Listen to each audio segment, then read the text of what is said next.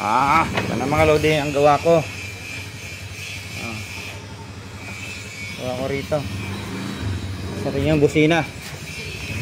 Testing natin. Believe it or not.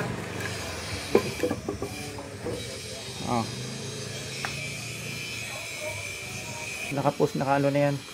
Naka-play na yan. Na-play ko na. I-zoom mo, i-lapit mo. Mga idol, ito na yung ginawa kong battery life VO4 testing. Yan yung busina, yan o.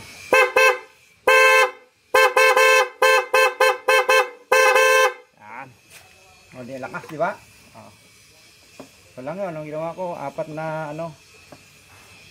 battery na 3.5 volts, 3.5 volt, 3.2 volts na life VO4. Bali, pinagsisiris ko lang yan. Yan yung mga lodi.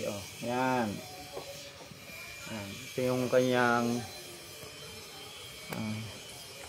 yan. Ito yung kanyang equalizer or tawag nito. Ang tawag niya sa iba niyan. Tawag dito equalizer na balancer. Yan, magbabalance sa apat na battery na yan para pantay-pantay yung charging niya. Naka-series lang po yan lahat para magiging 12 volts yan.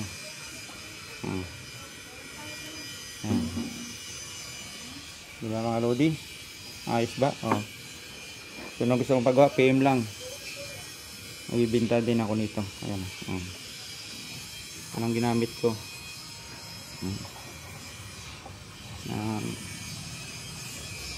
Nagtatanong na kung paano magkabit ng diba? Hindi pwede na to sa lahat ng motor.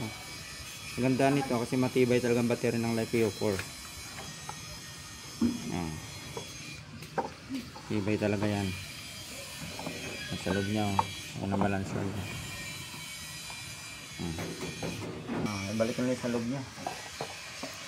Lodi, babalik ko na to kung paano ibalik. Ito lang po yun. Ito lang pong balik nito.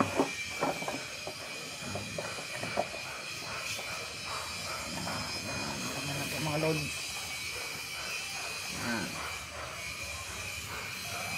Yan siya kadali.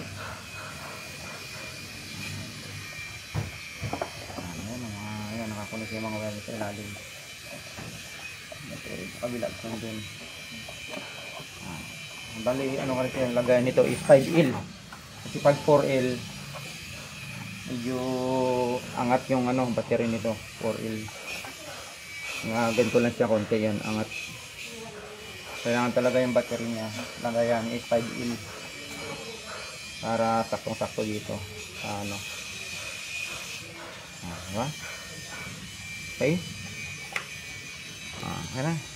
Thank you for watching.